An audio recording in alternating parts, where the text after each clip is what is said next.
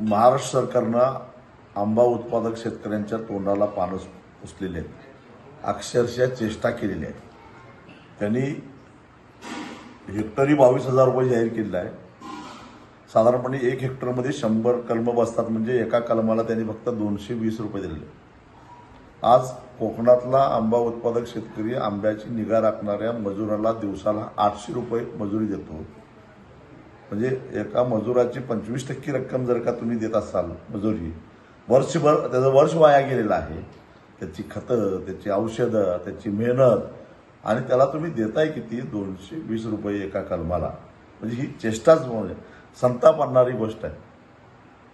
अशोक खरासारख्या भामट्या लोकांना 100 कोटी रुपये तुम्ही सहजगत्या जाताना देता, आणि आंबा उत्पादक शेतकऱ्यांना आज सरकारनं जाहीर केलेली मदत संपूर्ण कोकणाची जरी केली आणि त्यांची एकूण निकष आणि पात्रता बघितली तर केवळ 60 ते 65 कोटीमध्ये बोळवणी केलेली आहे.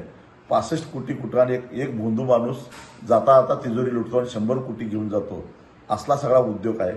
आणि त्यामुळे ही संतापजनक घटना आहे, आणि याच्यावर निश्चितच शेतकऱ्यांनी उठाव केला पाहिजे. शेतकऱ्याच्या आर्थिकतेचा गैरफायदा घेऊन ॲडव्हान्स दिलेल्या व्यापाऱ्यांनी व्याजासकट पैसे वसूल करायला सुरुवात केली आहे. ज्यांनी औषधं विकली, खरं तर त्यांच्यावर गुन्हे दाखल झाले पाहिजेत, कारण 8-8 हजार रुपये लिटरचं औषध खरेदी करून सुद्धा जर का रोग नियंत्रणात येत नसेल तर मग ही औषधं काय कामाची? या मल्टीनॅशनल कंपन्यांच्यावर सरकारनं काय कारवाई केली? आणि त्यांच्याही उधारी आहेत, त्यांचेही व्याज चालू आहे. आणि ह्या सगळ्या पार्श्वभूमीवर शेतकऱ्याला जे वाऱ्यावर सुटलं आहे त्याच्या विरोधात कोकणातल्या शेतकऱ्यांनी बंड करायचं ठरवलेलं आहे. लवकरच आम्ही 18 एप्रिलला रत्नागिरीला जो आमचा मेळावा होणार आहे त्या मेळाव्यामध्ये चलो मुंबईचा नारा देणार आहोत.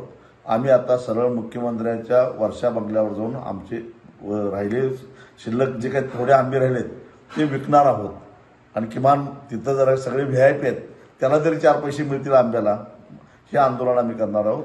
गिरगाव चौपाटी ते वर्षा अशा प्रकारे आम्ही आंबे विकायला जाणार आहोत.